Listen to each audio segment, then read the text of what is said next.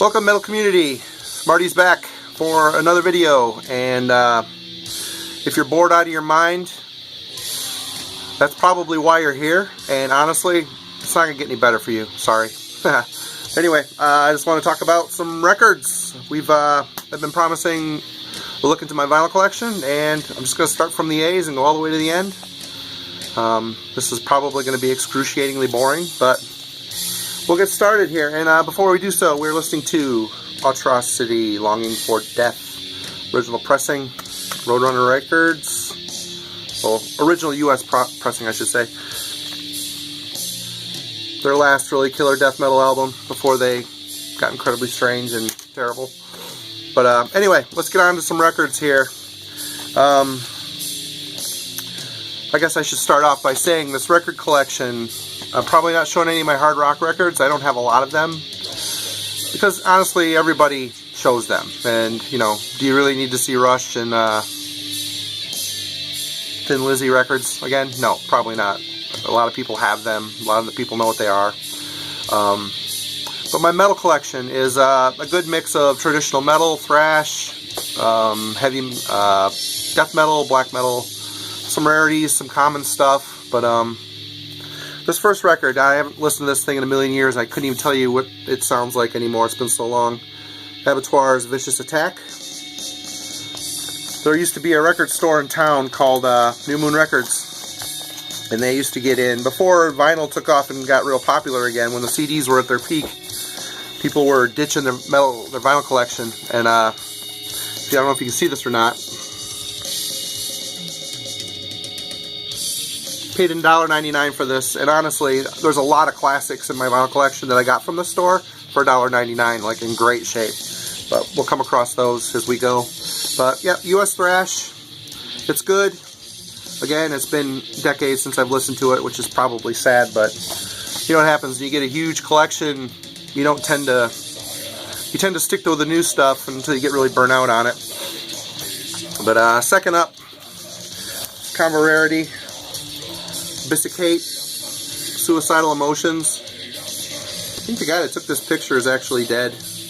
Obviously, he made some poor life choices, it looks like, according to all those scars. But anyway, this is on No Colors. I think it's limited to 300 as well. I don't know. Good US DSBM. Probably one of the earlier bands in that genre. Get it going. This is really good. Super depressive, black metal, drum machine driven. It's good. Check it out. Probably going to have a hard time finding that record these days. Next up is The Accused, Hymns of the Deranged. Absolutely love this band. Probably one of my favorite crossover bands. This is on Seventh Tragedy.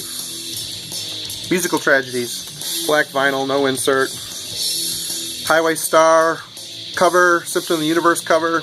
Accused always mixed really great crossover fueled metal, hardcore with... They're like the kings of unique covers. They would take any band and make it sound like The Accused, which is really cool.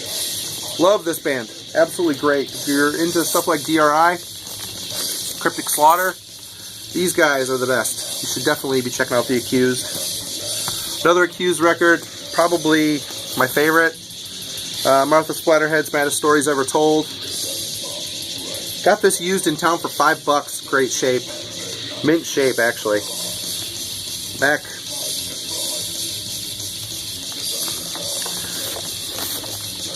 Collage. Lyrics.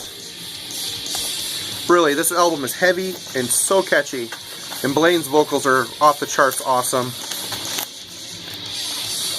It's one of those albums you put on, you don't listen to for a while, and you put it on, and you listen to it 5 times in a row. That's me. Sticking with The Accused, this was a Straight Razor. It's an EP. Saturday Night Special cover on there. Some stuff that was on the Grinning Like an Undertaker LP. It's a single from that album. This was a radio promo. There was a radio station in town, NMC College radio station. It used to be very influential when I was younger. Keith was the guy's name. He had a metal show. Played all the killer stuff. That show was taken over by a lady that was a Christian, and she turned it into a Christian metal show. So as you can imagine, I can't say that it went downhill. I mean, it turned me on to some cool Christian metal bands, but we would call and request Nuclear Assault and The Accused, stuff like that. She's like, oh, we don't have those records anymore. Well, eventually my friend got his own radio show there, and I found the metal records there. There was like a stack this big of old metal records. They're all, you can see they've got like stuff and writing on them saying which songs they can play, and you can't play the ratings. Obviously they couldn't play songs that had swearing. I talked to the program director, and he let me buy all of them for $1. So yeah, these are pretty hit records. There's writing all over them, but I felt they needed a home other than rotting in a radio station where nobody was going to play them. Next up, long story. Sorry, I'm kind of chatty today. Next up, Ecrofet, Fate of Glory, thrash band from Wisconsin. This is another album. I got this for 88 cents. Back in the day when vinyl was on the way out because of the CD rise. See people online showing this, saying how good it is. I guess I need to listen to it again, because I remember listening to it when I bought it, thinking it was just kind of average thrash. Towards the end of the thrash era. This is 89. Year I graduated from high school. Not good. Towards the end of the thrash movement, it was starting to get kind of played out, and I thought these guys were kind of in that realm, but I'm going to give it another try here. This band, oh my god. Ternes, Beyond the Wandering Moon. This is a Norwegian band. I like calling them, the early stuff, it reminds me of the Norwegian Bolt Thrower, if that makes sense. A really super melodic, thick, dense guitar tone. Kind of a black metal atmosphere, but thick, heavy riffs and deep, dark death vocals. Reminds me of Bolt Thrower, but with more melody. This album is fucking killer. Absolutely killer album. If you could turn this up, definitely find it. It's on Hammerheart Records, the old defunct Hammerheart Records. It's gatefold lyrics. 2 LP set. Oh yeah, let's try this again. Insert. Inside of the gatefold, I mean, there is a lyric insert, which I'm probably holding upside down. That's better. Lyrics. 2 LP set, absolutely killer. This band started off really melodic, heavy, and special, and as they went, become more brutal, technical death metal, which to me is a huge disappointment. But so the night became Eternus, their second album, full-length album. This again is on Hammerheart. Gatefold, black LPs, 2 LP set. Yeah, a death metal, melodic death metal band that used corpse paint. Insert. Oops, probably too close. Lyrics. Absolutely killer. Not as good as the first one, but still a really great album. Definitely worth having. Checking out if you can find it. And the third and final Eternus album that I have is Ascension of Terror. This is kind of like an EP, I believe. There's 10 or 11 songs on here, but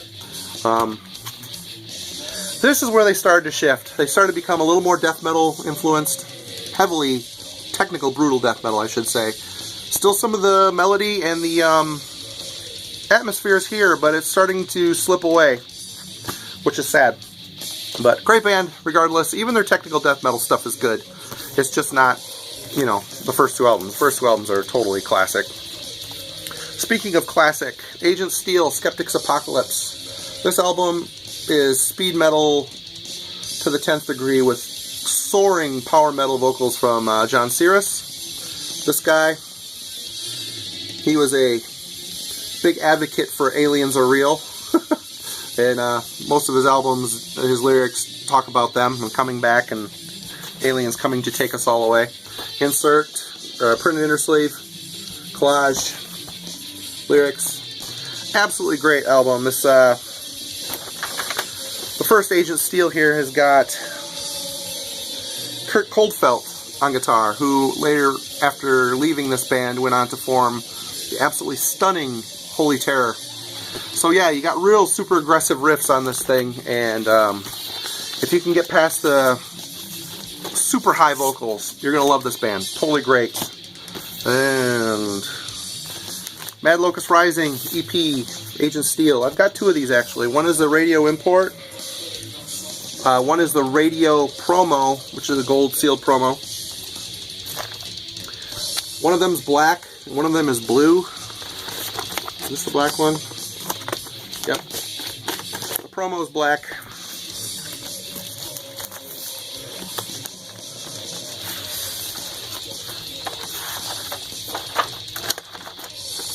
Blue vinyl. Combat silver label. This one comes with the insert. Look it, John found a little alien. Ah! Kidding. And so that, Mad Locust Rising, 2 copies of that.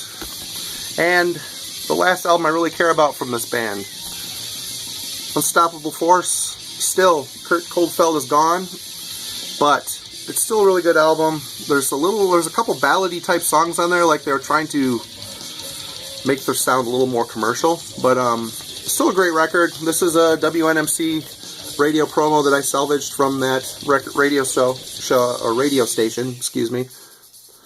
Good stuff. Not as good as Skeptics Apocalypse, but good album. Shifting gears to Greece, we've got Agatus, The Weaving Fates. This is a really great melodic, excellent death metal record. Leaning towards black metal, you know how it is. Good crossover. Insert. On Iron Pegasus Records, black vinyl. If you're into the Greek sound, these guys nail it. Really thick, heavy melodies, super catchy. And this one's not going to show up. Agnostic Front, Victim in Pain. Oh, it is kind of cool. Embossed. This is a great EP. I should say LP. It's a full length. New York street metal, street punk mixed together. Super great record. This is on Combat Core. Printed inner sleeve. Black vinyl. Love this record. This is one of those bands actually I liked a lot starting out, and I didn't really follow them as they went on, so I can't really tell you their evolution. But early stuff is great. Great hardcore with a metal influence. Here's another album I haven't listened to in ages. Agony, The First Defiance. This is a cutout. Gotten a